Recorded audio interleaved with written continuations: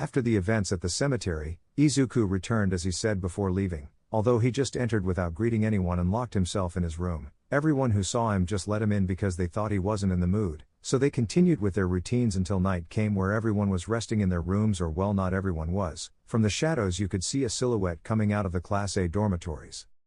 Awesome. Time skip the next day. We can see the entire Class A in the entertainment area with Aizawa and Ectoplasm.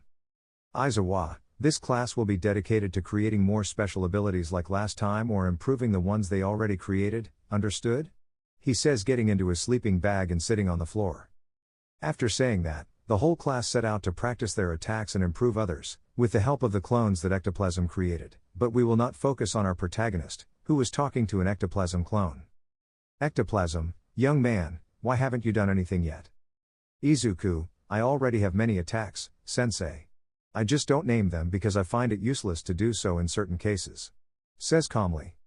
Ectoplasm, you're right about that, young man, but aren't any new ideas coming to your head?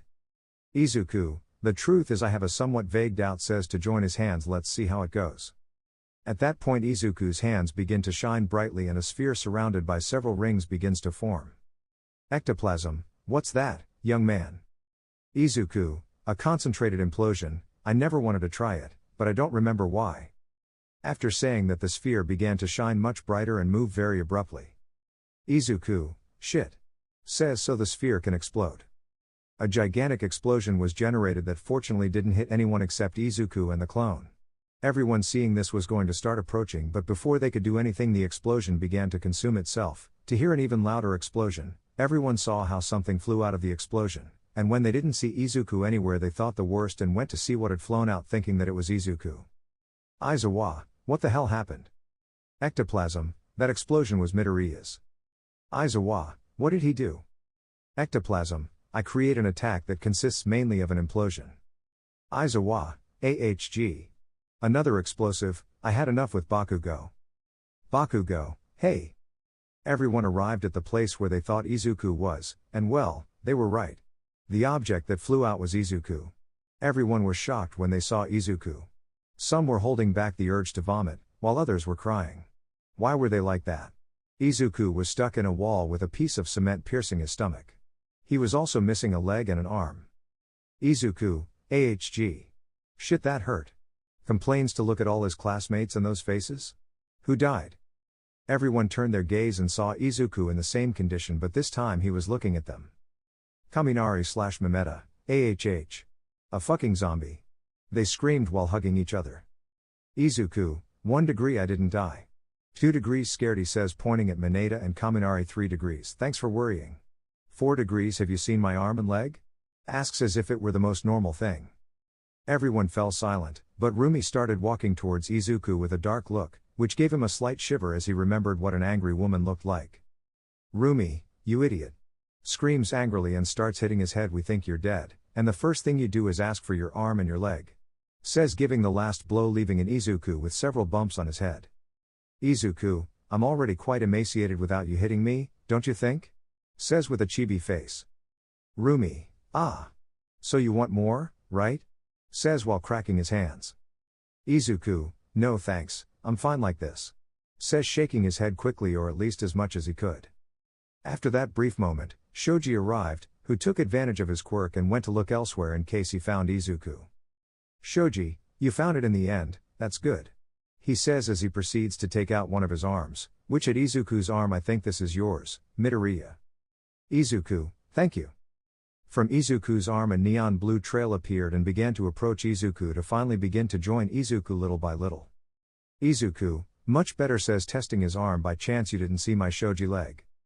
Shoji, I haven't seen it, sorry. But everyone began to hear someone or something approaching, and when they managed to see what it was, they were surprised and scared to see that it was Izuku's leg jumping forward. Izuku, hey! It's this way. Screams at his leg, which stops for a second and continues on. Oh, how I hate you, he says with frustration, causing several people to laugh. Bakugo, not even your leg loves you, DEKU. Ha ha ha ha. Izuku, yes. It's something similar to your relationship with your bomb with legs, mother says mockingly. Bakugo, damn. Obviously confused scream. Izuku, yes, calm down now, now taking advantage of the fact that I have both arms. Izuku positioned his arms on the wall and began to apply force, causing it to slowly emerge from the wall and the piece of cement embedded in his stomach. Izuku did this without complaint because he was already used to the pain. The protagonist seemed a bit of a masochist to me. Izuku, wow, that wall was a bit uncomfortable. Looks at how his classmates are perplexed and others had traumatized faces. I had forgotten what they were watching. Then Kota falls to the ground fainted. That was exaggerated. Aizawa, says the crazy guy who came out of a wall with a piece of cement stuck in it. He says with boredom, but he had to admit that he got chills when he saw Izuku do that. Izuku, what was I doing? You can see his leg coming out of the gym, right? My leg. He proceeds to go out in search of his leg. Izuku hopped out of the gym to move around and find his leg before he injured someone.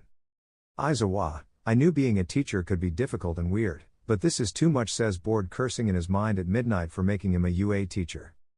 Kirishima, well, who's hungry? Asks while walking towards the exit. Ida, wait. Kirishima isn't finishing class yet. Says, about to go look for him. Aizawa, don't leave it, you have the rest of the day free, use it to prepare your homework or train. Now I'm going to find a way to forget what happened, he says, taking out his jacket and rolling away. Ectoplasm, I'll go with you, says, walking next to the giant caterpillar. After that everyone just did what their teacher advised, so some did their homework while others trained. What happened to Izuku? Well, he was looking for his leg through the facilities, although it was somewhat easy for him when he saw the faces of some students who were scared, implying that his leg went through there. The only bad thing was he literally walked all over UA looking for his leg. He also left a trail of blood as he passed by since he forgot to cover the wound, so when he got his leg back he had to clean everything, but with the help of a clone it became easier. We can see some students from the class training in an open area next to the dorms. Specifically, there were only Rumi, Kirishima, Bakugo, Ida, Shoji, Todoroki, Momo, and Melissa. After a while, our protagonist arrives, having seen his classmates training. Izuku, hello. Says calmly. Everyone, hello Midoriya/Izuku/Izu. Izuku, I thought they would be with Aizawa, did something happen? Todoroki, he gave us the day off to train or do other things, and as you can see, we decided to train. He says, generating an ice tower and then melting it with a flare. Izuku, how strange, if he could he would have us training day and night, says thoughtfully. Momo, apparently he didn't feel comfortable seeing you dismembered and buried in a wall, and you also came out as if nothing happened, he says, stopping a blow from Melissa with a metal bar. Izuku, okay? Mentioned if he understood. Bakugo, to sum it up, you traumatized DEKU. He says, throwing explosions at Kirishima. Izuku, it makes more sense now. Rumi, well, leaving aside the above, are you joining us? Says, putting on a defensive pose in front of Izuku. Izuku, of course, says to throw a punch that is stopped by Rumi to start a friendly fight. Duran trained for more than 2 hours together to improve in different areas. Ida, hey Midoriya? Izuku, yes? Ida, I've seen you go at incredible speeds like Melissa, they're even hard to see, but I wonder if you can increase that speed even more? He asked while adjusting his glasses. Izuku, I think so, but I don't usually increase it more because I haven't wanted to go beyond my limit so as not to wear myself out too much, explains while Rumi passes him a towel. Rumi, what if we try it? There's some room here. I still want to see how fast you can be. She says excitedly. Izuku, I don't see the problem, let's try it. He says as he starts walking away from his teammates. Izuku moves far enough away to leave a large distance to run, while the others just stepped aside, leaving the path clear. Izuku, he starts stretching his legs a little. Let's start. Godspeed. Izuku uses his Godspeed and starts running, but this time he accelerated too much, leaving his companions shocked since they only saw a tiny trail, but there was a problem, the speed was too much so Izuku couldn't react well. Izuku uses his Godspeed and starts running, but this time he accelerated too much, leaving his teammates shocked since they only saw a tiny wake, but there was a problem, the speed was too much so Izuku couldn't react well, causing him to go straight to the UA wall. He managed to jump before impacting, but he wasn't fast enough and his legs collided with the edge of the wall, causing him to be thrown out of control due to the speed he was going. Remember how Team Rocket lost? That's how the protagonist flew, but not as high as those. They all went out in search of their partner, so they followed the direction where he left and also the traces of crash that there were, because apparently our protagonist bounced like a ball on roofs and walls, until they reached a building where an impact hole was seen in the roof. So they thought that Izuku surely ended up there, but they remained static when they saw the sign of the place. It was a club. Those who played GTA will understand what kind of club I mean, in that hearing noises inside that place. But before doing anything, an Izuku comes out the door, and he took a bench that was nearby and blocked the door. Izuku, damn, and I thought monsters were scary, says with a traumatized face. Rumi, Izuku Midoriya says with a face that would make all for one go to Mexico just out of fear. Izuku, hey. Are you okay? Rumi says, somewhat confused. In that he sees his companions who pointed out the place where he came out in his clothes. Then Izuku noticed his clothes. His shirt was only strips left, his pants were messy, he had scratches and lipstick marks all over his body. Rumi, can you explain to me what you were doing? Says, keeping the same smile. Izuku, he could only swallow the nerves he had right now. Well. Flashback a few minutes ago. Upon crossing the roof of the building, Izuku sat down somewhat stunned and began to check if he still had each limb of his body, but upon getting up he realized that he was surrounded by women in lingerie. Izuku, huh? Before he could say anything, the women quickly approached him, invading his personal space and preventing him from moving. Woman, oh my, what do we have here? Says curiously. Woman 2, it looks like someone unexpected dropped in. Says another woman with a friendly smile.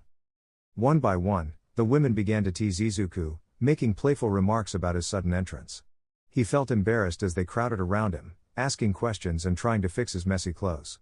Izuku, holy crap, he locks the door. How do I escape from here? There isn't even a window.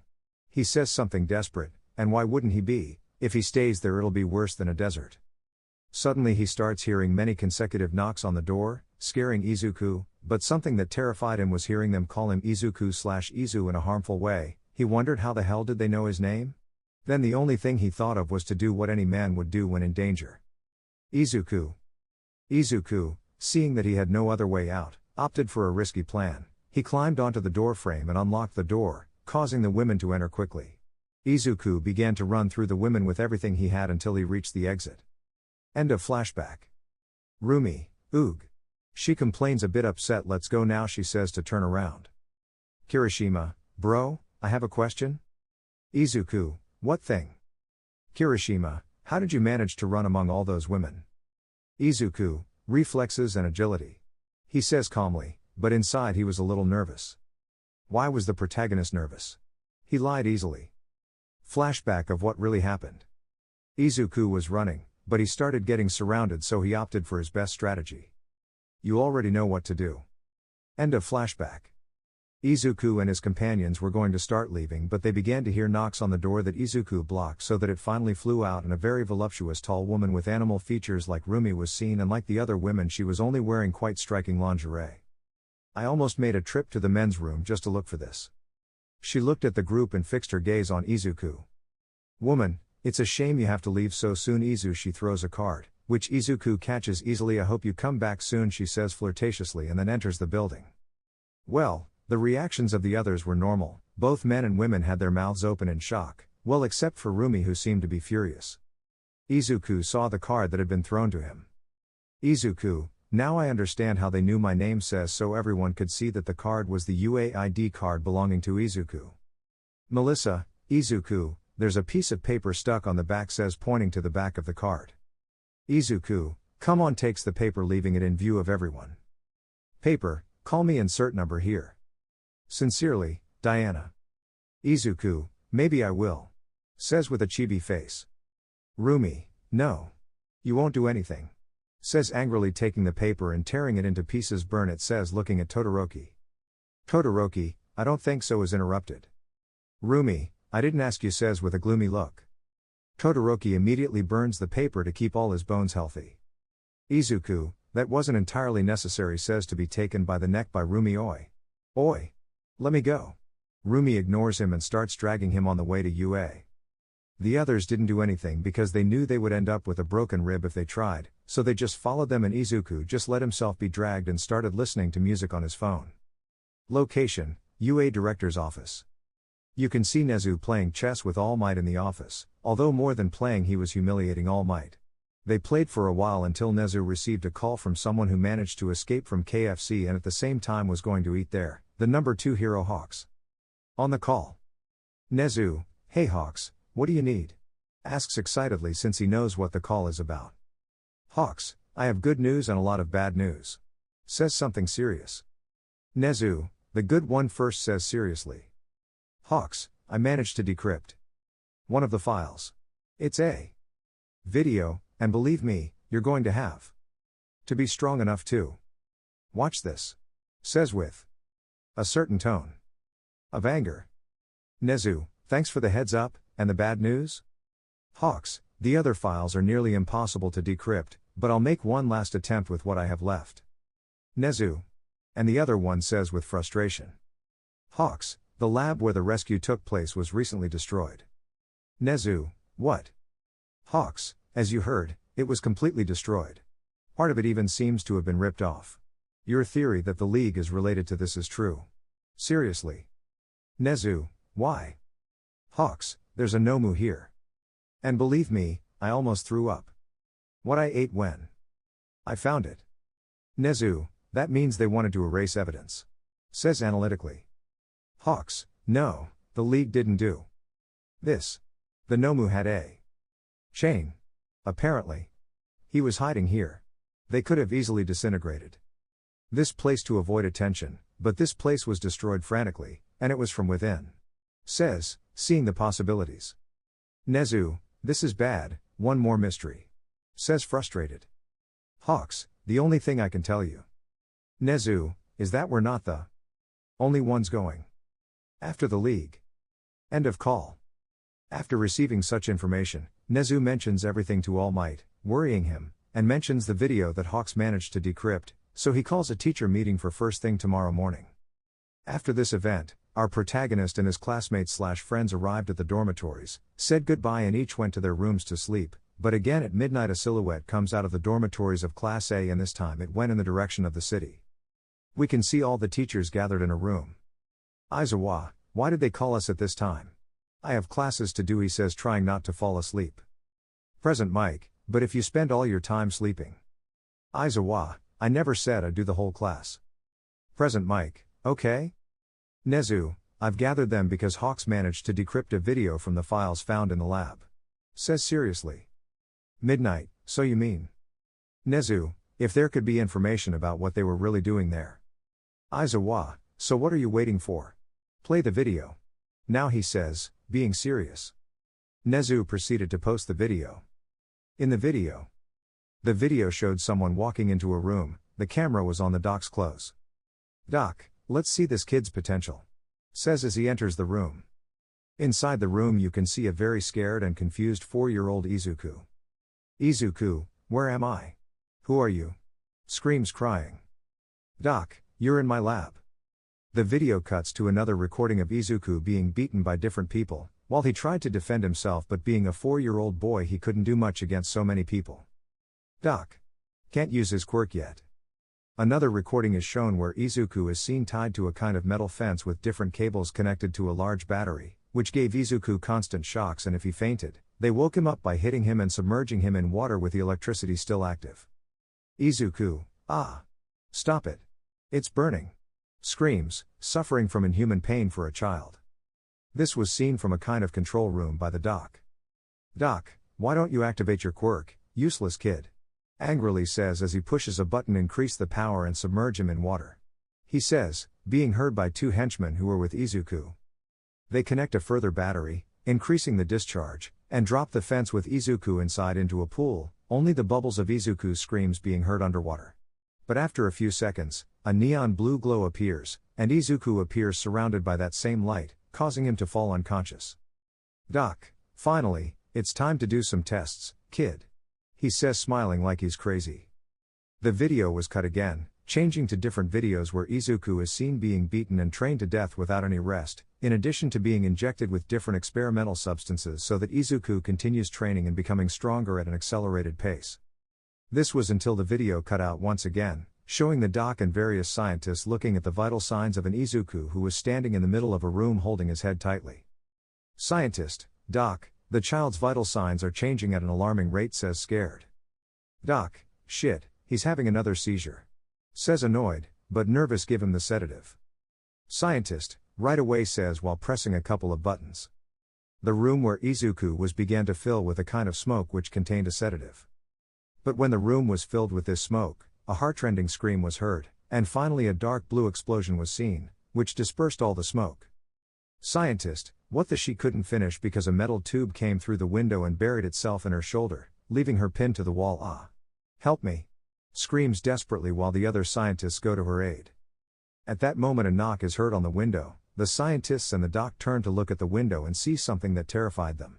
At the window was Izuku with his fingers buried in the window. He was covered in blood, his right eye had a red pupil and the left was blue, the sclera of his eyes changed to a black color, while he was pouring a black liquid from his eyes and mouth, but what was most scary was the twisted smile he had. You know, imagine it's Izuku, change the blood to a black liquid and like this it also falls through the eyes. It's the only image I found. Izuku, DOYOUWANTTOPLAYWITHME? Says with a slightly distorted voice.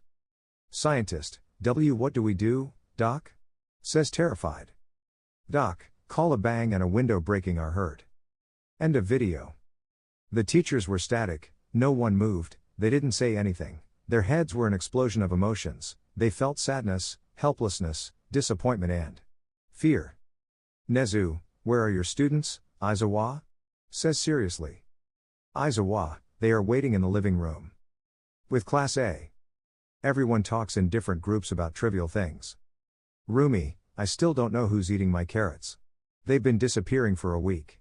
Says irritably. Uraka, are you sure you didn't eat them? Says somewhat nervously. Rumi, no. I only eat a few a day. I'm sure some idiot will steal them. At least I can rule out the mine. Says neutrally. Izuku, how are you sure? Asks with slight curiosity. Rumi, points to the back of the room. Izuku just turned to where Rumi was pointing and saw a Mineta all in a cast and with several bruises, while Kaminari tried to understand what Mineta was saying. Izuku. Rumi, what? I had to make sure, but I seriously still don't understand who it could be. Says thoughtfully. Izuku, what a mystery. Says something nervous. Rumi, it's not you, right? She says, approaching Izuku accusingly. Izuku, no, why would I do that? He says calmly, but somewhat nervously. Suddenly Izuku's shoulder began to glow as a sign that his quirk was activated. When the glow stopped they could see a mini Chibi Izuku on Izuku's shoulder. Chibi Izuku, no. Don't believe this guy. He's been eating your carrots. Screams angrily and then looks at Uraka. Oh. Hello Uraka. Rumi, Izu says alerting Izuku what he says is true? Says with a twitch in his eye. Izuku, lie. Chibi Izuku, aha. Of course, and I'm real says sarcastically. Izuku, and what do you know if you never go out? Asks slightly angry. Chibi Izuku, you forget that all clones share the same mind so I can remember everything you do. Izuku, ah, right. Shit. Chibi, well, my work is done here, bye bitches. Screams to disappear. Izuku, I hate you, demon spawn whispers, heard by Uraka, who laughs slightly. Rumi, so all this time it was you. The rabbit screamed angrily. I wasted my time hitting the dwarf for nothing. Izuku, first of all, you were going to hit him anyway. Says with a chibi face. Rumi, already calmer. Okay, I'm not going to deny that. Izuku, and I was stealing carrots from you a few weeks ago when I transformed into a rabbit. My DNA altered a bit, so I had an excessive taste for carrots for days. They also helped me cook some things when I was hungry. He says calmly, but alert because of Rumi's reaction. Rumi, she just turns away annoyed. Uraka, I think you'll have to apologize, Izuku. Izuku, should I? Asks indifferently. Uraka, hits him. Apologize now, insensitive. Izuku, okay says rubbing his head, why do I always get hit? Thinks looking for an answer, while he doesn't know that this is happening to him because of an antisocial guy who is writing this right now. Izuku, Rumi. Rumi. Izuku, Rumi-chan. Rumi, turns to look at Izuku still angry. Izuku, sorry for stealing your carrots. I'll make it up to you. He thinks for a moment. I'll buy you a carrot cake. Rumi, let there be 2 of them. Says somewhat excitedly. Izuku, okay, problem solved stretches. After saying that, a call is heard. Speaker, Izuku Midoriya, please head to the meeting room. Izuku, and a new one begins, he says, making Uraka and Rumi start to laugh. I'll be back. Izuku, as he headed towards the meeting room, began to have the feeling that something bad was going to happen. Upon arriving, he knocked on the door and received a pass. Upon entering, he found all the teachers with worried and sad faces. Izuku, so here I was, sensei says, looking at Aizawa. Well, why did you call me? Nezu, young man, could you tell us what you were doing in that lab where we found you? Says seriously.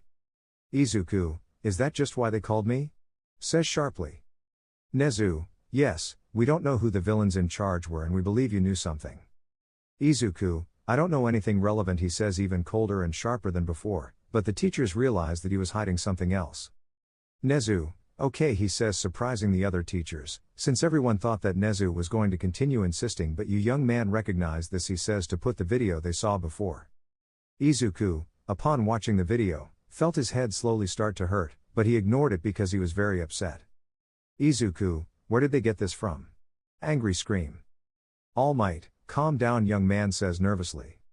Izuku, I said, where the fuck did you get that from? Screams even louder. Midnight, calm down, Izuku. Izuku, don't ask me to calm down, Namuri. Now tell me, where did you come from, director? Says approaching Nezu. Nezu, we found it in the lab and recently we managed to decrypt the video, says seriously without being intimidated. Izuku, TSK. Are there more videos? Asks in a cold tone. Nezu, unfortunately there is no younger one. Izuku, well. That Izuku activates his quirk and creates a blade, throwing it towards the video screen. Vlad King, what the hell are you doing, kid? Screams angrily as he sees how he destroyed the screen, which also contained the video. The file was on the screen, to be clearer. Izuku, you don't care what I do. He says while his pupils began to change from blue to red constantly. Cements, boy, a little respect please. Cementos expected Izuku to come to his senses and relax, but he only received a look that left him frozen, since without even having spoken, Cementos understood perfectly that if he said anything else he would regret it. Nezu, is there anything you don't want to tell us? Says seriously, trying to face Izuku. Izuku, there's nothing to tell, director. He says, starting to walk toward the door. Nezu, but we need to know everything we can about this, young man. Izuku, there are things that are better not to know, director, he says in a mocking tone, while opening the door to leave. Aizawa, what are you planning to do, Midoriya? Says seriously. At that question, Izuku turns around and shows how his pupils turn red and dilate. Izuku, there aren't even words to describe it, he says, leaving and starting to close the door, but stops halfway. And All Might. All Might, yes? Asks surprised. Izuku, you should train your successor better, don't you think? He says, giving a mocking smile when he sees how everyone froze upon hearing that. Hey. After such words, Izuku finally leaves, leaving the heroes with a bad taste in their mouths. Izuku, halfway to his living room, began to feel a great pain as if he were being cut and burned from the inside. So he began to run desperately towards a bathroom to vomit an abnormal amount of blood into a toilet, causing Izuku's skin to take on a pale tone as if he were dead. Izuku slowly leans against the side of a wall next to the toilet to begin to regain some strength. If it weren't for the regeneration of his quirk, he would surely be dead. After about 7 minutes, Izuku manages to get up even though he is somewhat weak. He looks at the toilet where he had previously vomited and sees that among all the blood there was a piece of meat. It was half of his stomach. Izuku was more than clear that the hatred he has accumulated over the years was not only deteriorating his mind, but it was also killing him little by little. So several weeks passed where Izuku became much more serious and indifferent than he already was, this being much more noticeable with the teachers. This worried his classmates a little, but the teachers knew perfectly well why he acts like this, and what happened to Midnight. You will wonder, well, Izuku began to distance himself from her, because he thinks that Midnight was in charge of making him tell everything he knows, but it still hurt Izuku to distance himself like that. This made Midnight become quite depressed, since she became very fond of Izuku to the point of considering him her son, which is why she no longer shows her positive and playful attitude as she normally did. On the part of Principal Nezu, he increased the security of the UA, something that the original should have done, but the idiot doesn't. Seriously, I can enter that school using a potato chip, in a discreet manner so that no one would notice, but on the second day of having applied such an improvement, the cameras managed to capture a shadow leaving the facilities, more correctly from the direction of the Class A dormitories. Nezu, seeing this, called all the students of Class A, except Izuku, who was not at UA. Ida, why did the principal call us? Asks, surprised, because it's not normal for a principal to call an entire class. Nezu, well, I called you because I want you to see something and I want you to be honest with me, he says to show the recording of the camera showing the shadow. Who of you has been leaving the UA for weeks? He asked seriously. It's worth noting that the class was shocked to see an individual leaving their rooms at such an early hour. So, one by one, they denied having been that person. Mineta, I know who it could have been. Jumps to be noticed. Nezu, who would be young? Mineta, Midoriya. Suyu, why isn't he here means he's that ugly person, Karo. Mineta, I don't mean that. I saw it. Nezu, tell us, young man. Says seriously. Mineta, okay. Flashback. Mineta can be seen going to the kitchen to get something to eat, but when she opened the refrigerator, in the shadows she managed to see a person with a bag on his back, and she also saw that his hair was messy, reminding her of a certain green-haired man in her class. Mineta, he gets hit on the head by that person. At dawn, Mineta woke up in the middle of his room on the floor. End of flashback. Mineta, Midoriya is the only one who has hair like that, and before falling unconscious I could see a blue flash. Kaminari, hey, you can't accuse him like that anyway. Maybe it wasn't even Midoriya. He says, trying to defend his partner in his absence. Momo, the truth is that what Mineta said makes sense. She says, getting everyone's attention. Rumi, what you're going to say better make sense, or else I'll break your arms. Says, scaring Momo and sending shivers down the spine. Momo, well, I've noticed that Midoriya has been very tired all week, as if he didn't sleep well, and if this person goes out at night and comes back in the early morning it makes a lot of sense that it's Midoriya like Mineta said. Nezu, what are you doing, Midoriya? Thinks worried about his students' actions. Does anyone know where young Midoriya went? Rumi, nobody knows where Izu goes, since she leaves quite late. The only thing is that she's been going out more frequently lately. Says worried about her friend/love interest. Nezu, well, I have to ask you to help me find out what young Midoriya does during. With the protagonist. We can see Izuku on top of a building sitting on the edge, while he watched people pass by as if they were completely normal, at least that was how it was until Izuku separated a clone from him and sat next to him. See Izuku, what are you doing? Izuku, I'm just getting some rest. Says without any emotion. See Izuku, why did you stay away from Namuri-san? Izuku. You know that at midnight they surely sent her to get information from me and you know perfectly well that I can't get too attached to people. See Izuku, you and I both know that's why she didn't come closer. Tell me, does it hurt you to have done that? Do you miss her? Izuku. No. See Izuku, so what happened the other day, huh? Flashback.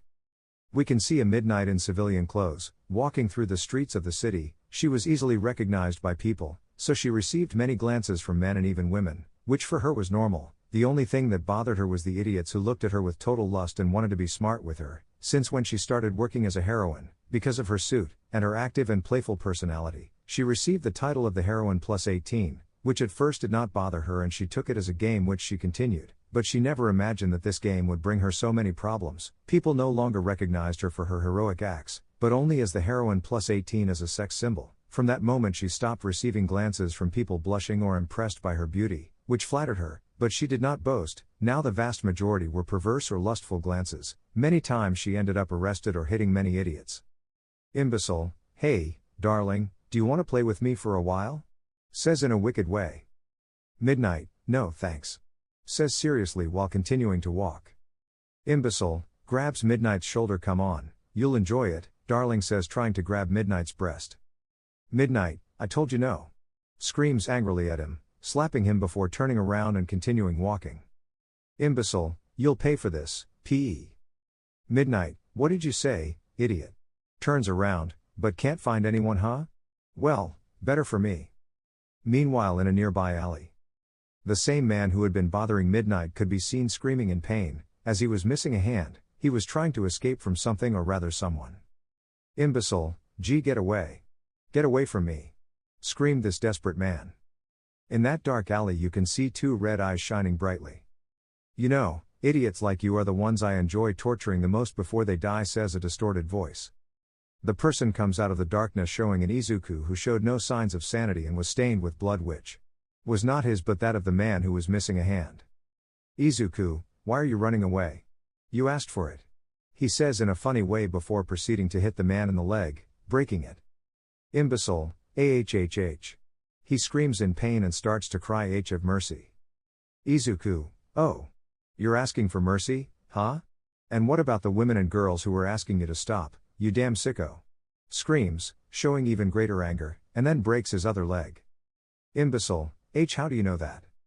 Izuku, it was an assumption, but thanks for confirming, he says mockingly, scaring the man now. You're going straight to hell, you unhappy guy. For hours screams of pain were heard in that alley, and the only thing left in that alley were blood stains. End of flashback. See Izuku, ha ha ha, poor guy. But it doesn't matter, he was asking for it, and why didn't you kill him? He asked doubtfully. Izuku, I left him alive, but he's going to have a lot of problems since I didn't leave him in very good shape, so to speak. See Izuku, not very well? You cut off both of his hands and took away the mobility of one of his feet. Says with a chibi face. Izuku, you said he deserved it, he says, shrugging his shoulders. Besides, I left him alive because when they lock him up, he'll receive a warm welcome from the other inmates when they find out about his crimes. He says, smiling maliciously. See Izuku, you're evil, my friend. But don't change the subject, asshole.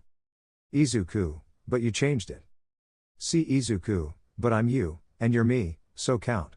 Sighs anyway, tell me the truth, does it hurt you to have distanced yourself from Namuri-san? Izuku. Yes. She gives me a security and warmth that I haven't felt in years. Says melancholic. See Izuku, it reminds you of her, right? Izuku, yes, it reminds me of my Okasan. See Izuku, so why did you walk away?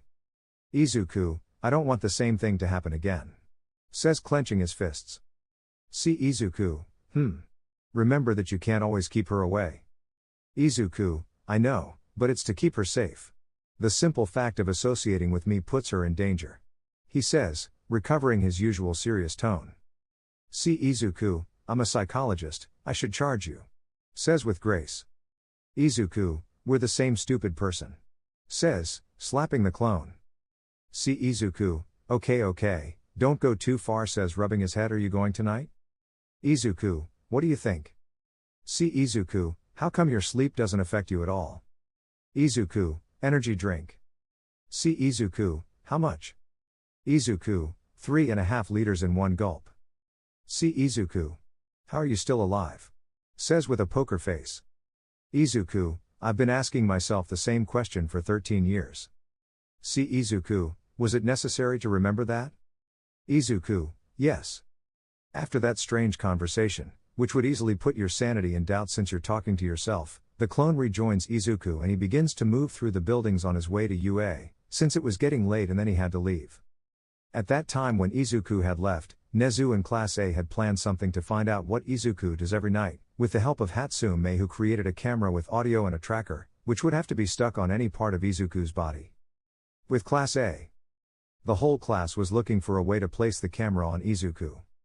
Ida, okay, class. How do we put the camera on Izuku without him noticing? Says seriously, moving his arms like a robot. Kirishima, what if I pat him on the back to put it in place? Melissa, it would be very suspicious if you slapped him out of nowhere, Kirishima. Says thoughtfully. So the whole group was thinking about how to position the camera, at which point the idea of shooting the camera with a gun came up, but it was quickly discarded. Mina, I know. Screams, jumping with excitement. Momo, what's your idea, my dear? Mina, someone hug Midoriya and put the camera on his back. Says while pointing at her own back. Melissa, okay, says, making Mina puff out her chest with pride, but who will give her that hug? Mina, damn, I didn't think about it. She starts hitting her head in a rather comical way, I know. Let Usajiyama-chan do it. Rumi, and why me? She says, slightly blushing, but nobody notices. Mina, didn't you hug each other last time? Rumi, yes, but he hugged me and did it to help me, so no, I won't do it. Mina, okay. Then it would have to be someone very close. Starts counting with her hand. Midnight Sensei. You mustn't be busy, Nehire-senpai. You must be busy too, is interrupted. Kaminari, how do you know Nehire-senpai is busy? Mina, because otherwise I wouldn't be here. Kaminari, you're right. Mina, okay, now, Which one was I in? Oh, now I remember. There's only one person left, says, looking at Bakugo. Bakugo, don't even think about raccoon eyes. Hugs aren't my thing. Screams angrily as a memory comes to his head. Memory. You can see a nice neighborhood, which seemed quite quiet, or at least until some screams were heard from one of the houses. Mitsuki, come and give your mother a hug. Bakugo, 7 years old, leave me alone, crazy old woman. Masaru, calm down, please. He says nervously, but is completely ignored. Mitsuki, I got you. Bakugo, let me go witch. Ah. End of memory. Bakugo, I understand why the neighbors left after 2 days, says in his thoughts. Mina, well, this is where my idea ends. Says discouraged. Melissa. I could do it, she says nervously with a slight, almost invisible blush. Mina, really? She says excitedly again, but unlike before, now she imagined different scenarios of Melissa and Izuku going out together. Melissa, yes, Izuku and I get along quite well and I think we trust each other enough, she says more confidently now. Mina, then before they could continue speaking, everyone felt the atmosphere become heavier and they felt a dark aura next to them. Rumi, I will do it, says in a rather macabre way, scaring everyone greatly. Mina, but again couldn't finish. Rumi, it wasn't a question, looks at Melissa, you agree, right Tilda? Melissa just nodded several times quite quickly, as she was about to run away from her nerves, since all for one was a cockroach compared to Rumi's killer instinct. After the class is saved from a jealous, yet apparently quite possessive, young woman, a few minutes later, the door is heard opening, and everyone sees a green-haired girl enter, prompting the entire class to signal Rumi to spring into action. Rumi, hello Izu. Says appearing at considerable speed in front of Izuku. Izuku, at what moment? How the hell does it appear so quickly? Asks himself mentally. Hello Rumi. Rumi, how many times have I told you to call me Rumi-chan? She says, frowning and pouting slightly. Izuku, okay, Rumi. He says in a calm tone, but the truth is, he wanted to bother Rumi a little because he feels like it. Rumi, Rumi-chan. Izuku, Rumi. Rumi, Rumi-chan. Izuku, Rumi. Rumi, call me Rumi-chan. Screams annoyed. Izuku, okay. Calm down, I was just bothering Rumi-chan, he says, leaving Rumi a little upset, but happy at the same time. Rumi, I hate you. Says looking away. Izuku, but I already apologized, but Rumi is still the same. Okay, what do you want me to do to make you forgive me? Rumi, this is your chance Rumi, don't ruin it, says to herself, encouraging herself. Okay, I'll ask you for something easy. Give me a hug. Izuku, really? A hug? Okay, I don't see the problem. Says as he opens his arms. Come on. Rumi slowly approaches Izuku, although he didn't accept it, she was a little nervous. She gets attached to Izuku and he hugs her. Rumi accepts immediately. Rumi had her head resting right on Izuku's shoulder since she is somewhat smaller than Izuku. I think Rumi is small because she did heavy exercise since she was very young, and I think that affected her growth a little. The hug was quite normal since Izuku was not bothered. In fact, he felt good, but suddenly Rumi began to make the hug stronger, making them come together much more, making Izuku blush a little. You will say why? Easy. As their bodies got much closer, Izuku felt Rumi pressing against him, which made him a little flustered, but he quickly composed himself. Izuku, not now. So get down. DEKU Kanda, and why should I listen to you? Izuku, you know perfectly well that I can create any type of weapon and I can't feel pain, so I'll listen to you. DEKU Kanda, oh. Shit.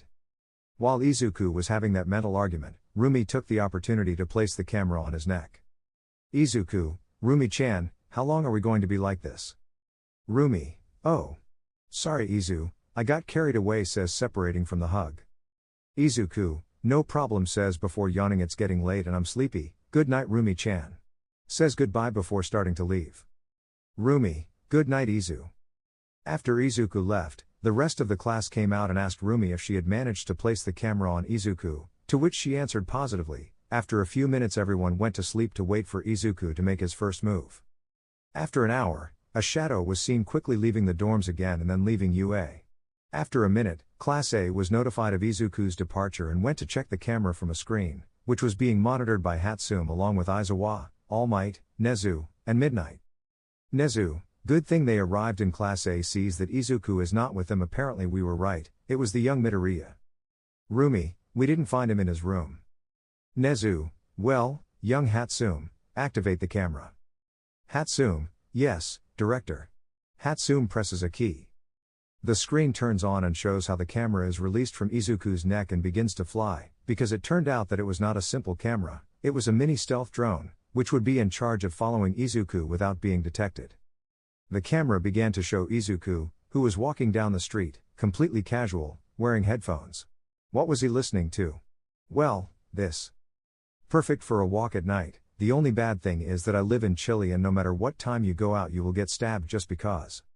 Everyone relaxed a little when they saw that he wasn't acting suspicious, but they still had to find out where he was going.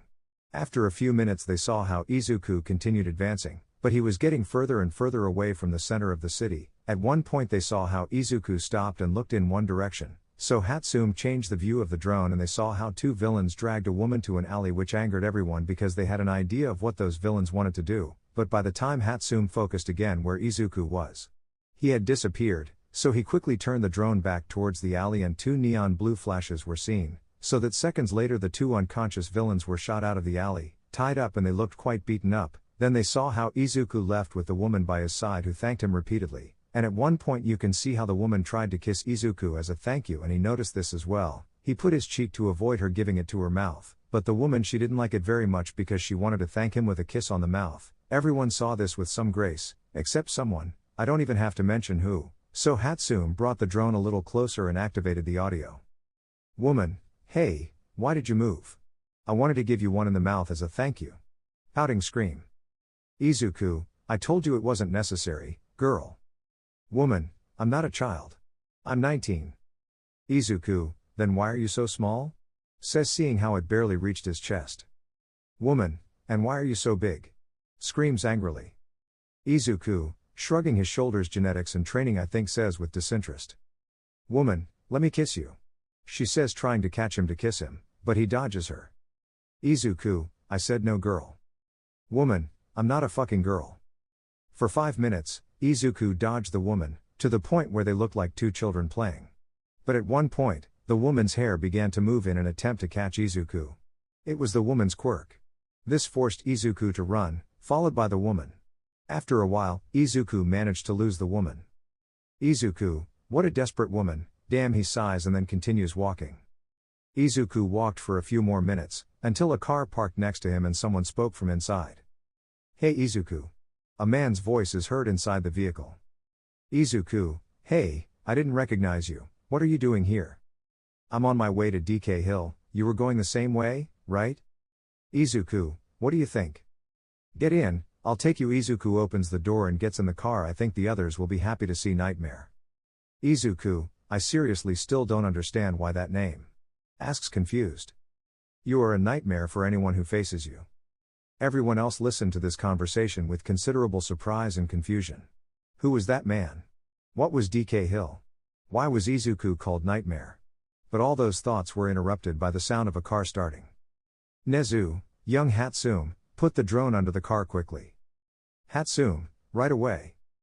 Hatsume lowers the drone, positioning it under the car and finally placing it on the chassis. Nezu, prepare to follow them, says, making everyone prepare.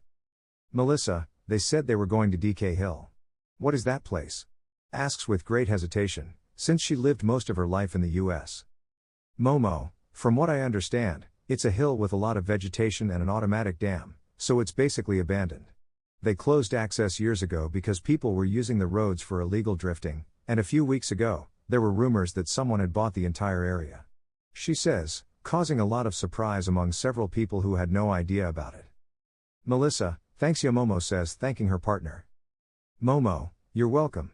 Says proudly. Nezu, okay, kids, let's go. Looks at Aizawa, you're driving the bus. Aizawa, okay, says, leaving first.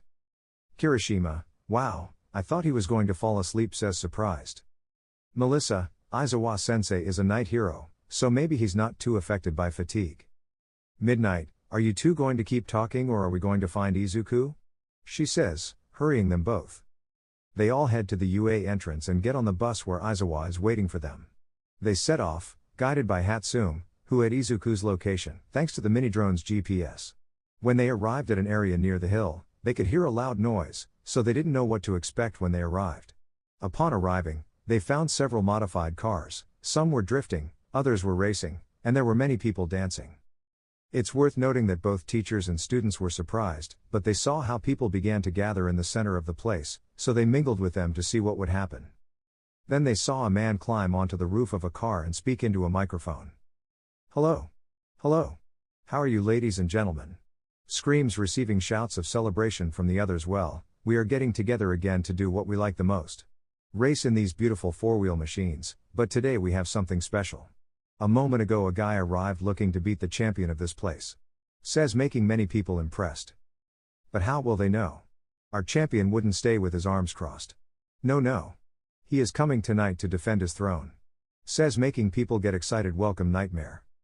Everyone could hear the loud roar of an engine, to see how a car approached in the distance at high speed, to finally stop, suddenly starting to skid in circles, leaving a blanket of dust before stopping, revealing a 70s Dodge Challenger. Everyone was eager to see who the driver was. The door opened, revealing Nightmare. The people screamed euphorically, but the teachers and students were shocked since they were seeing their partner/student Izuku Midoriya. The teachers and the entire class were surprised, but also relieved, although they had to admit that they felt strange seeing that everyone except them was shouting euphorically. "Welcome Nightmare." The same guy from before kept shouting into the microphone. "Izuku, hello," says in a totally indifferent manner, but people were still shouting, "Hey Jack, get down from there, can't you see the mess you're making?" Now the guy, now known as Jack, gets off the roof of the car and throws the microphone back, hitting someone. "Jack, come on, buddy, these people are like this because they love you, I just cheered them up, remember that all this is thanks to you."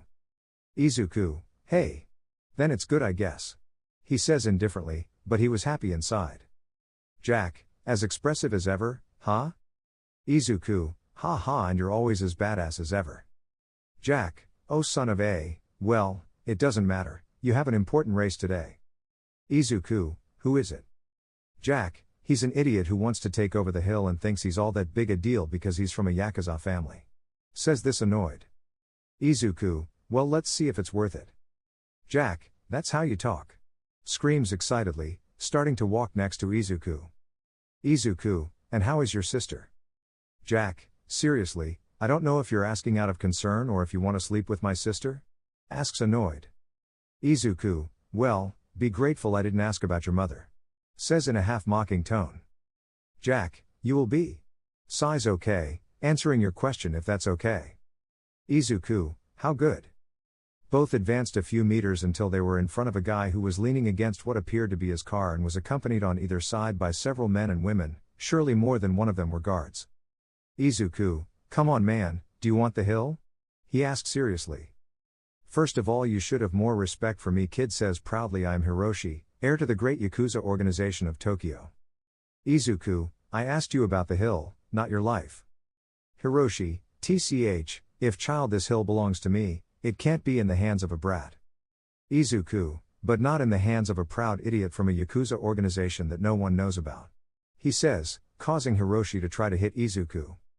Izuku simply dodges the blow by jumping, falling behind Hiroshi. Izuku, "Wow, how impulsive. You know perfectly well that if you want this hill, you'll have me on your back, and things here aren't settled by blows," he says, still standing behind Hiroshi, at least when necessary, he thinks with some grace. Hiroshi, "How much do you want?" he says, taking a checkbook out of his pocket. Izuku, insert poker face, "Is this guy an idiot or is he just pretending to be?" asks the people watching all this, causing them to burst out laughing. Izuku, "Hey moron, this place is run so we can win something. This one," points to the car behind Hiroshi. "You have a car, right? Use it and whoever goes down the hill first gets the hill, what do you say?" Hiroshi, he smiles arrogantly, "Let's raise the bet, car by car, if you win you keep the hill and you get my car, and if I win I get the hill and your car." Izuku, "Sounds good to me, but I'm warning you something," points towards his car which was surrounded by people that monster has never seen taillights. "To remind you of the protagonist's car and give you a fact, that gem has 1000 horsepower, I would take out an eye to get into that monster." 0 o'clock to 5:35, change the Mustang for Izuku's Dodge and leave the other one the same. Izuku, upon winning, accelerated again and climbed the hill where people were waiting for him celebrating. Izuku, did that guy get hit badly? He asked while still in his car. Jack, dude. Did he get hurt badly?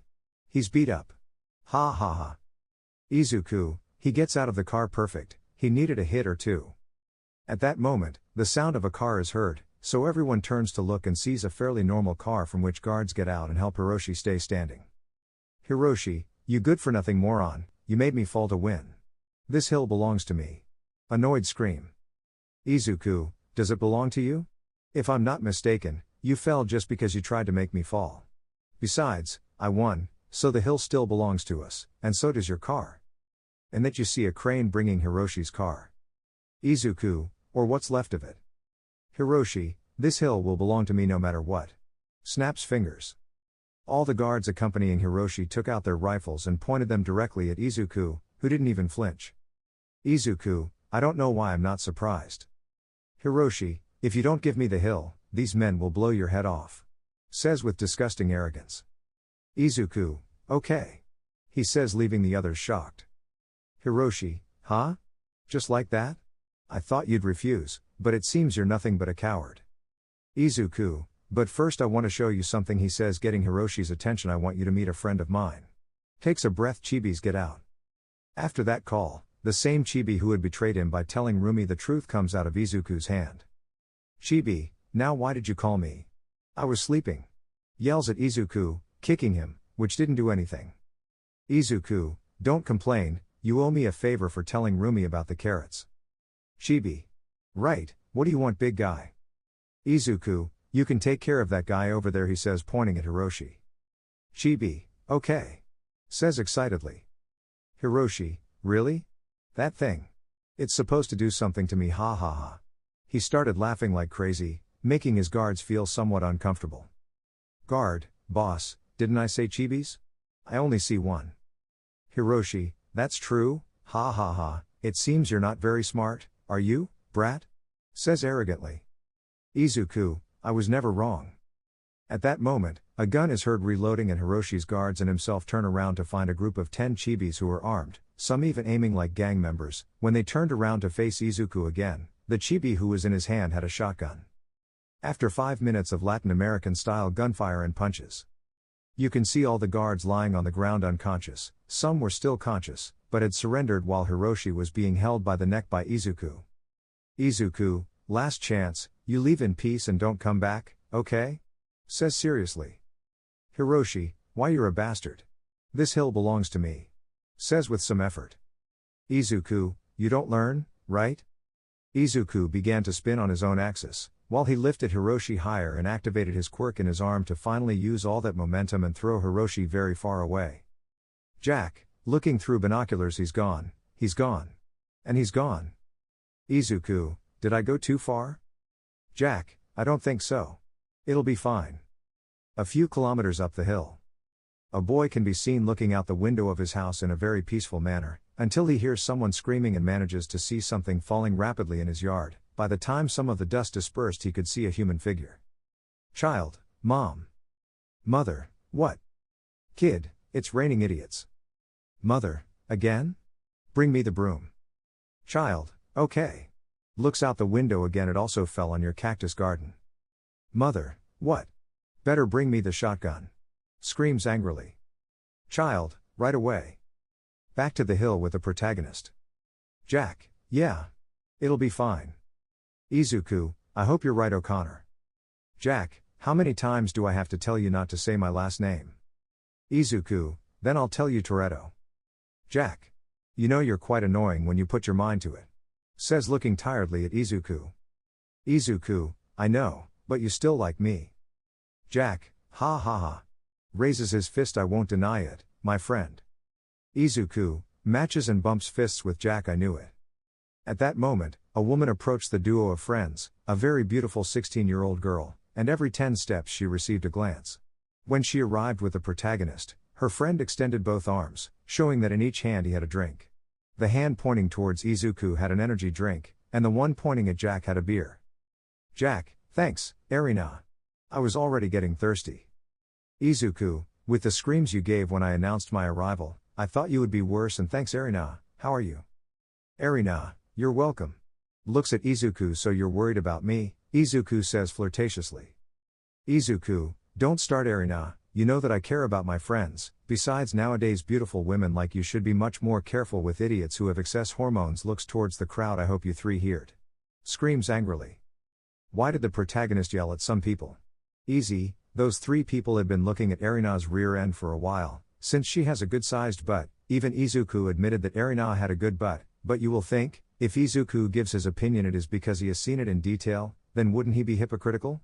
Well, in another case yes, but in Izuku's case no, since Erina moves her hips provocatively or makes movements to highlight her rear end so that Izuku sees her at that exact moment. Izuku sat down, and Erina casually took the seat next to him, leaning in slightly as if to tease him. Erina, thanks Izuku, well I just came to say hello, I have to go take care of my little brother, says looking at her cell phone by Jack. Jack, see you next time, crazy. He says, making a vein pop out on Erina's forehead. Erina, imbecile. Sighs to look at Izuku. See you, Izuku says flirtatiously. Izuku, see you says goodbye while stroking her head as if she were a little girl. Erina hugged Izuku before stepping away with a confident stride, giving him one last glance before leaving. Jack barely reacted, used to her playful antics. But when Erina had walked a few steps away, she suddenly stopped as if expecting something. Izuku, caught off guard, almost reached out to tap her shoulder but hesitated. The crowd was confused by the sudden pause, and Jack just smirked at the odd exchange. So? Damn bald guy with a cape. Izuku, son of a poo, he started saying 1,000 curses in his mind. Hey Erina, sorry, I don't is interrupted. Erina, no problem, as long as it's you. Izuku gets closer to Izuku's ear. You can do it whenever you want, whispers flirtatiously. After saying that, he left our protagonist pale and Jack dying of laughter since he heard what Erina said to him and knew perfectly well that it affected the protagonist. Jack, ha ha ha ha ha. Seriously, it's been a long time since I laughed like that. After mentioning that, Izuku gives him a death face. Okay, calm down. Hey, now that I remember, you didn't make the chibis or those copies of you disappear. Izuku, I had forgotten them. Both of them directed their gaze to where the chibis were, which luckily for Izuku were still there, but before he could do anything they began to slowly disappear. Some became dramatic when they began to disappear. Chibi, I don't want to go. I don't want to go, sir. I don't want to go. I don't want to go. I don't want to go. Is grabbed by another chibi. I'm sorry. Disappears. Yeah, so dramatic, although some just shouted fucking mother. Or erase my history bro. And all that mess was witnessed by Izuku and Jack. Jack. Hey, you did that. Izuku, I didn't do anything, but I can't activate my quirk either. Jack, where? Izuku, no, I don't think so. I feel fine, I'm not tired or anything like that. Unless. Izuku couldn't finish because he was tied up with bandages and Jack had purple spheres on his feet. When he looked in the direction where the bandages came from, he managed to see Aizawa, Midnight, Nezu, All Might, and his entire class. He also managed to spot Rumi, who looked very angry. You know perfectly well why. Aizawa, what are you doing, Midoriya? Izuku, there, thinks nervously. Hello Aizawa. Aizawa, answer. Jack, hey, calm down, man. Aizawa, shut up, I know those last names. You're the son of a very dangerous criminal gang. Seriously. Nezu, Aizawa shouldn't has interrupted. Jack, no, my friend. If you come to attack me, I don't care, but you're calling my family criminals, and I won't tolerate that. Says angrily. Aizawa, what are you planning to do? You're trapped. Jack, remember, you're not in your little school of heroes, you have no authority whatsoever. This is a free place. After that scream, a large part of the people took out their weapons and pointed them directly at the teachers and the class. A large part of the class was scared, well, everyone except Bakugo, well. Bakugo, brutal. If the Muslim was enjoying it. Izuku, what the F, says to himself. Where the hell did they get weapons from? Asks his friend. Jack, most people here are Latin Americans. Responds simply. Izuku, underscore. Jack, now where are we? He says looking at Aizawa. Yes. Let us go right now and no one will get hurt. Aizawa, do you think is interrupted? Nezu, Aizawa, free them. Says seriously. Aizawa, thanks. Aizawa releases Izuku while Mineta removes his spheres from Jack's feet. Jack, ah. Better. Okay, now go to hell interrupted. Izuku, let me talk to them. Jack, but. Izuku, it's my class and that guy with the bandages is my teacher. Jack, oh. I think I'll go get a beer. Says to leave as quickly as possible. Izuku, he sighs and looks at his teachers, and the rest of his class. Well, I imagine you have questions. Everyone nods. Already ask questions, one at a time. Nezu, young man, what are you doing here? Izuku, this place is my second home, so to speak. I come here to race, and to help build and improve any car that comes into this place. Sees Ida raising his hand and no, Ida isn't illegal. This area belongs to me. I bought the hill, so you can race here as much as you want. Midnight, and how the hell did you buy the hill? Izuku, ah. Flashback. This flashback belongs to part of Chapter 8 break. You can see an out-of-control Izuku destroying the laboratory where he spent 12 years of his life. This continued until he found a hidden structure. When he approached, he found a chained Nomu, in front of a vault. The Nomu, seeing Izuku, began to move with the intention of attacking, causing the chains that had him tied to begin to break. Izuku, seeing this, just smiled, since now he could hit something. So he took some tubes that were on the walls and launched to attack at the same time as the Nomu. After 5 minutes, a Nomu can be seen impaled on various tubes, grotesquely shaped like a statue of flesh. After finishing off the Nomu, Izuku approached the vault, which had a password system. This was quite simple if you knew the password, since if you made a mistake twice, it would never be opened. Izuku, he approaches the vault's keyboard and starts pressing keys 1 2 3 4. Incinerate. I was going to put a GIF, but Wattpad couldn't handle it. The explosion was powerful enough to the point that it destroyed everything around it, leaving only the vault intact, but luckily for Izuku the lock was damaged enough to open it with a little force. Izuku proceeded to open it and found an abysmal amount of money, in different types of bills such as dollars, euros, pesos, etc. Izuku, being calmer than before, closed the vault again, and thought about a place to keep the money and how to use it, but he didn't think about it much since he heard police sirens, so using his quirk he took the entire vault. End of flashback. Izuku, savings. Lied. Midnight, what savings? Bakugo, DEKU, don't tell me you spent your mother's savings. He asked angrily. Izuku, what? No, well I used a small part, I got the rest myself. Lied again. Izuku, leaving this topic aside, can Aizawa let Eri go out tomorrow to spend the day with her and have fun? Aizawa, what? Do you really think I'm going to give you permission? There are classes tomorrow and I should punish you for what happened just now. Izuku, throws something at him. Aizawa easily catches the object with one hand and sees that it was a beer. Aizawa, do you really think catches another beer that catches another beer you can catch as a box of a new sleeping bag sip catches a coupon for a cat cafe? Okay you win kid. Says taking one of the beers. Melissa, just. Kaminari, duh.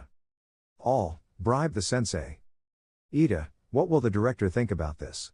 Says to look in the direction where Nezu was but couldn't find him. Huh? And the director?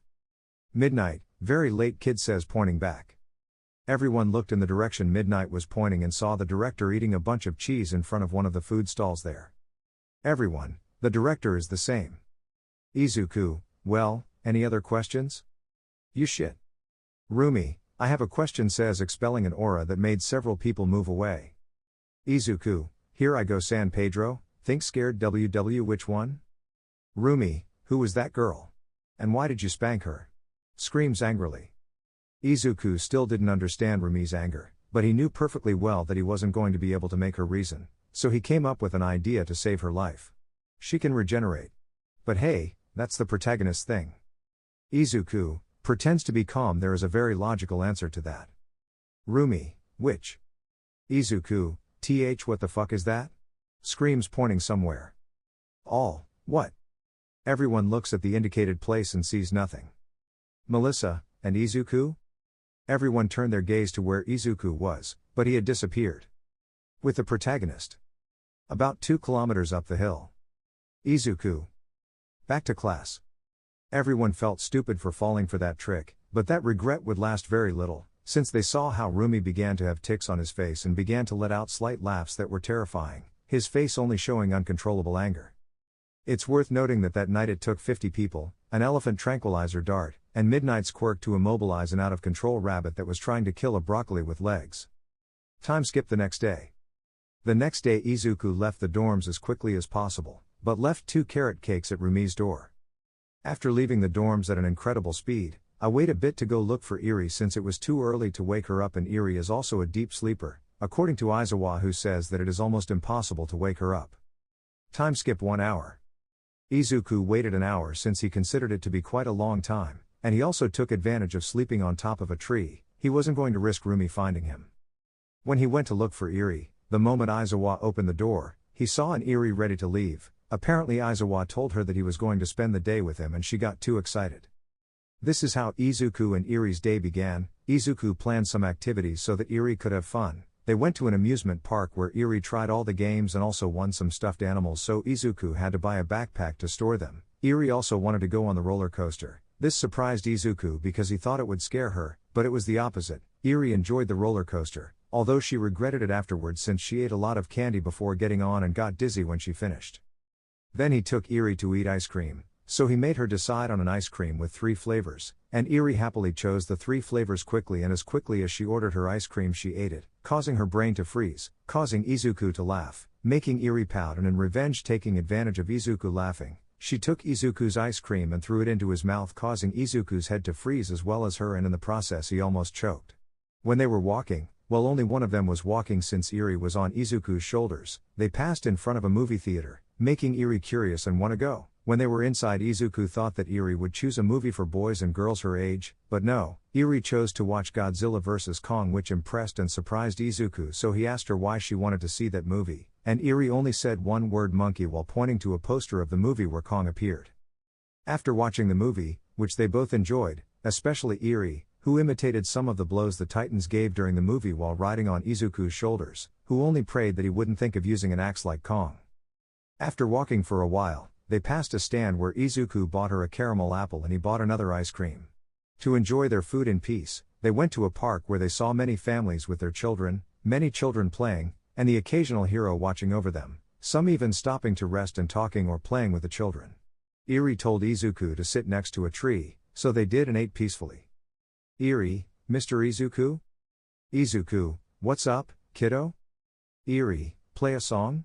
Like she did at the festival, says excitedly. Izuku looks around. It's okay, I don't think anyone will bother him. Eri, yes. Izuku gladly accepts the hug, then separates and creates a guitar with his quirk. As he was playing the guitar, Izuku created small instruments that floated and followed the rhythm of the song. The people around heard the peaceful rhythm and turned their gaze to Izuku. In moment, most of the children who were playing in the park approached and sat around Izuku and Eri. Izuku, noticing the children, created, in addition to the instruments, small figures of different animals, airplanes, rockets, cars, etc. that accompanied the instruments and entertained the children. The parents or adults who passed by saw this tranquility while they enjoyed the rhythm of the music that was very relaxing. Even some heroes stayed watching. When it finished, the people, including the children and heroes, began to applaud. Izuku only thanked them. That was nice until a person spoke. Random person. Hey! That's illegal. Izuku, what? Playing the guitar? Random person. No. Using your quirk in public is illegal and you should be arrested. Looks at the heroes present. Why don't you guys do something? Before this person continues speaking, a hero approaches her and interrupts her. Hero, does what he's doing bother you? Or did he hurt you with his quirk? Seriously asked. Random person. And no, but is interrupted. Hero, then shut up, or else I'll ask you to leave, and if you refuse I'll arrest you. Random person. What charge are you going to arrest me under, huh? Says confidently. Hero, you're a fucking asshole, now shut up and go fuck yourself, you're annoying. After saying that, the random person quickly left, while the others started laughing. Even the children who didn't understand much were laughing. After a few hours they left the park. Since Eri stayed playing, Eri was on Izuku's shoulders again, although she was falling asleep and was using Izuku's hair as a pillow. Izuku, did you have fun, little one? Eri, yes. Thank you so much for taking me to those places, Mr. Izuku. Izuku, for you everything, little one, but call me Izuku. Eri, okay Izuku. Izuku, I feel young again. Eri, don't you think he's exaggerating? Izuku, Miss Eri. Eri. If it's true, I feel old and I'm a child. Says with comical tears. After a while they had arrived at UA, but Eri had already fallen asleep, so Izuku went to leave her with Aizawa very delicately. Once Izuku left Eri, he went to the dorms and saw how some lights were still on, since it wasn't very late. Upon entering he greeted those who were in the living room and went to his room, but he remembered Rumi, and went to check if she took the cakes she left at the door, which they weren't there, so it meant that she picked them up. But when he was leaving to turn around to leave, Rumi's door opened. He turned his gaze a little and saw a Rumi who looked at him seriously. If you're wondering if this was a script for Rumi to leave just in time, well no, Rumi's ears aren't just for decoration bro, she has a very developed hearing and smell, so that's why she saw the protagonist. Izuku felt true terror for a moment, but he went to hell when he saw Rumi hug him. Rumi, thanks for the cakes, she says while hugging Izuku tighter. Izuku, you're welcome, Rumi-chan says relieved. It seems he forgot about last night. Good for me, celebrated in his mind. Rumi, let's go out tomorrow. Izuku, what? Rumi, we've never been out together, so let's go out. Izuku, how direct, he thought with a drop of sweat on his head, so you want a date? Rumi, what? No. Just a friend's outing, but I wouldn't mind. She says nervously, but she says the last part in a whisper. Izuku, I was just bothering you, so we'll go out tomorrow, okay? Turns around by Rumi-chan. Rumi, yes! But says, making Izuku turn around, you owe me an answer. Izuku, holy shit. Screams and starts running. Rumi, come here, coward. Izuku, help me, this crazy woman. He said out loud. This caught the attention of those in their rooms in the main hall, but they had heard Rumi's scream before, so they could imagine what was happening. In the main hall. Kirishima, should we help? He says, listening to the rumblings from above. Bakugo, no, he asked for it. Also, I remind you that even with your quirk, you can't stand a blow from Usajiyama. He says as he continues watching TV. Kirishima, you're right. Says to watch TV too. But then you can see an Izuku quickly passing behind them, while a furious Rumi followed him.